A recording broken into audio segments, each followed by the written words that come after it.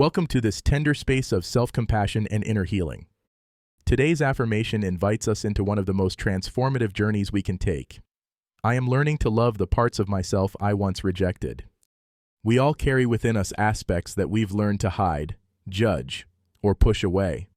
Perhaps it's the part that feels too much, the part that dreams too big, the part that needs too much attention, or the part that makes mistakes.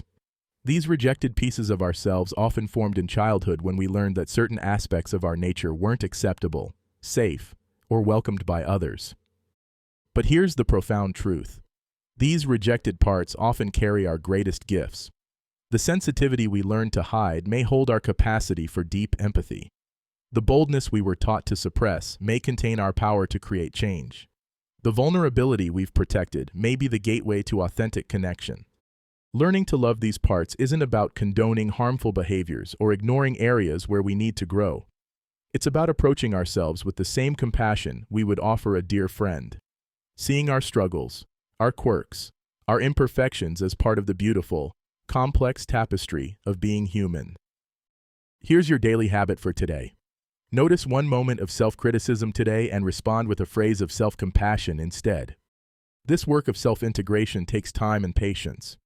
We're essentially reparenting ourselves, offering the unconditional love and acceptance that perhaps we didn't receive for certain parts of our nature.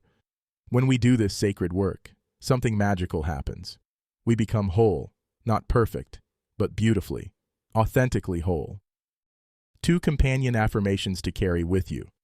Every part of me deserves love and acceptance, and I embrace my wholeness with tender compassion. Thank you for beginning your day with AM inspiration, for having the courage to love yourself completely, including the parts that feel hardest to accept. Win the morning, win the day.